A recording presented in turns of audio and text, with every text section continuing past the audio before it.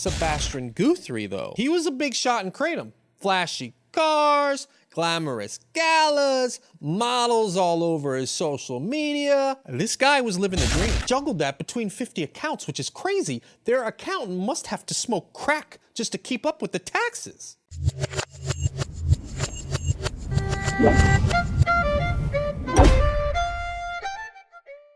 You're not going to believe this story I came across from 2023. It's very recent. Vendors, customers, all of you need to listen to this story. So picture this. We've got some guy named Sebastian Guthery. He's living in sunny California. He's rolling in cash, and he's all about Kratom.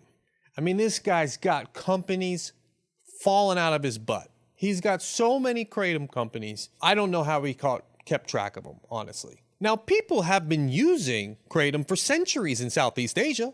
I mean, they claim to use it for pain relief, stamina, many things have been claimed.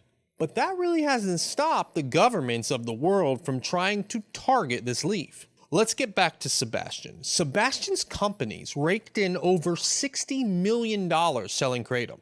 But some people have guessed he might spend all that money in prison commissary. Why? Well, he's facing up to 2 years in prison for illegal importation. Some people might call that smuggling. Sebastian's company, 9 to 5 LLC, got hit with some charges, a lot of charges actually, and he even got hit with a money laundering charge, which is the first time for Kratom. I mean, what the heck, man? They're not playing around with this. In this case, they want to make an example out of this guy, and they want everybody in the Kratom world to know what is going on. And I tell you what, it's got people in the industry wondering what's really going on and what's going to happen in the future. Kratom is sold all over the US, online, in gas stations, in smoke shops, friends to friends, it's happening. Some folks market it as a cure for everything under the sun, from sexual dysfunction to COVID-19. But I'll tell you what, the FDA hates it, and every single government with big ties to pharmaceutical industry seems to have this thing in its scopes. I mean, let's look at the FDA. They go so far with their hate for Kratom that they will go against science, go against laws, and issue import alerts at the border. And they even recommend classifying Kratom as a Schedule I drug on par with heroin. Sebastian Guthery, though, he was a big shot in Kratom. Flashy cars, glamorous galas, models all over his social media. This guy was living the dream. When I was looking up this guy, it seems he even had a lot to do with the beginning of the American Kratom Association. And let's not forget, in the beginning of the AKA, that's when they were grassroots. So let's not judge him there. Sebastian happens to be the first person charged with laundering money from importing Kratom. When we review Kratom's history and the legality, most people go down for making false claims, saying it does something to somebody's health. And regardless of why it's legal or illegal, some states have even banned it, just outright making it illegal. But this case is especially important because of how Kratom makes its way into America now. A lot of you don't know, but when Kratom is shipped in this country, those labels might not say Kratom on them. I'm just going to take a guess there. Well, let's back up. This whole saga with Sebastian started with an IRS investigation in 2018. In 2018, they discovered Guthery was selling Kratom labeled as everything from fertilizer to green tea. And the money trail, it led to over 25 companies and 50 bank accounts across big name banks, man. 50 bank accounts. Talk about a big racket, man, a complex thing. I mean, they moved millions of dollars through 50 bank accounts. I mean, we're talking hundreds of thousands of dollars in a single day. It's reported in the case that this guy, he wired 800 grand in the same day 3 times. 800,000 times 3, let's do the math. But forget that day, let's talk about the total haul. Over $67 million this man made. He juggled that between 50 accounts, which is crazy. Their accountant must have to smoke crack just to keep up with the taxes. But the story kind of gets dark. Supposedly, Guthery's girlfriend died from a Kratom-related incident.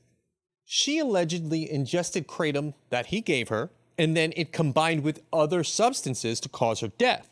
I mean, if I was Guthery, that's some heavy stuff.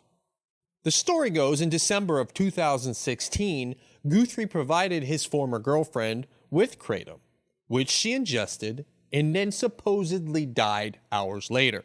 Acute polydrug intoxication from the combined effects of lorazepam, mitragynine, a compound from kratom, oxycodone, and oxymorphone. Now, I know what you're thinking, and I can think that too. I do think that. Insert eye roll here, right? Another kratom death. Now, I do have plans to actually investigate every single death claimed by kratom on this channel, so please subscribe if that's something you're interested in, and leave your comments below about any specific death related to kratom you want investigated. Now, back to the legal battle, which was intense. The prosecution had tons of facts and evidence, but the defense was fighting hard, man, and they did a pretty decent job. There were debates back and forth between the defense and the prosecution over charges. And really, what happened was pretty cool. They dropped all but one charge. That charge, importing 22,000 pounds of kratom, disguised as quote-unquote flora food botanical soil conditioner, end quote. Hey you, kratom vendors, this should scare you when you receive your shipments labeled moringa and anything else. If it's really kratom, this could happen to you. No? You don't think it can?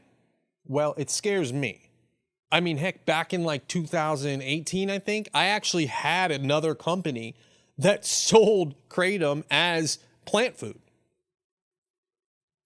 I mean, this guy could, if I was blowing up 60 mil with cars and girls and traveling the world making loud noises, this guy could be me. But for my sake, I don't think I'm going to do all that, and I think I'm going to stay out of prison, hopefully.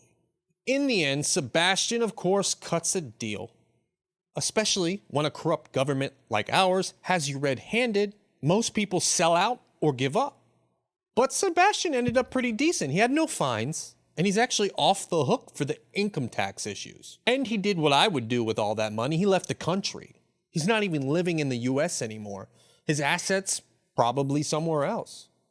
Well, let's ask this question. Should kratom importers be sweating bullets over something like this? I think this type of corruption in a government over a plant like kratom should raise concern for everyone. For you, for consumers, for vendors. Sebastian's lawyer, Andrew Philip Young, even put out a dire warning to kratom vendors, saying they better take note. The government is watching you, and they're targeting people and companies in the kratom business. So what do you think? Are the feds cracking down on kratom? Or is there more to this story than meets the eye? Is this guy doing something bigger in the background to get some focus on him? All that money? Or did the government just close their eyes and pick out Sebastian, pin the tail on the donkey sort of thing? Because there's a lot of people doing this type of business. Just not with millions of dollars, 50 bank accounts, and 25 shell companies.